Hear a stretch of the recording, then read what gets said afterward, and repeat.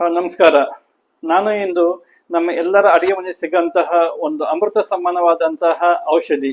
ಈ ಔಷಧಿ ಅನೇಕ ಕಾಯಿಲೆಗಳಿಗೆ ಮನೆಮದ್ದಾಗಿದೆ. ಅದು ಯಾವುದೆಂದರೆ ಜೀರಿಗೆ. ಈ ಜೀರಿಗೆಯನ್ನು ನಾವು ಪ್ರತಿನಿತ್ಯ ಬಳಸುವಂತಹ ಒಂದು ವಸ್ತುವಾಗಿದೆ.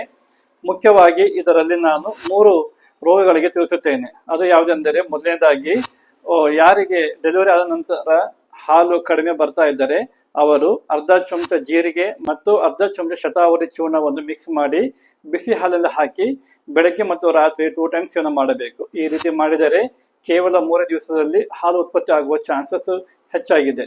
ಮತ್ತು ಯಾರಿಗೆ ಹೈಪ್ರೆಸಿಟಿ ಇದೆಯೋ ಅವರು 1 ಚಮಚ ಜೀರಿಗೆ ಮತ್ತು 2 ಪಿಪ್ಪಲಿ ಚೂರ್ಣವನ್ನು ಹಾಕಿ ಬಿಸಿ ನೀರಲ್ಲಿ ಸೇವನೆ ಮಾಡಿದರೆ 1 ತಿಂಗಳಲ್ಲಿ ಈ ಹೈಪ್ರೆಸಿಟಿ ಸಹ ಕಡಿಮೆ ಆಗುತ್ತದೆ.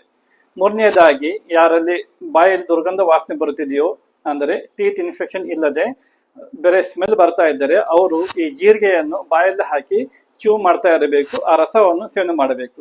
ಈ ರೀತಿ ಮಾಡಿದರೆ ಆ ಬಾಯ ದುರ್ಗಂಧ ಸಹ ಕಡಿಮೆ ಆಗುತ್ತದೆ.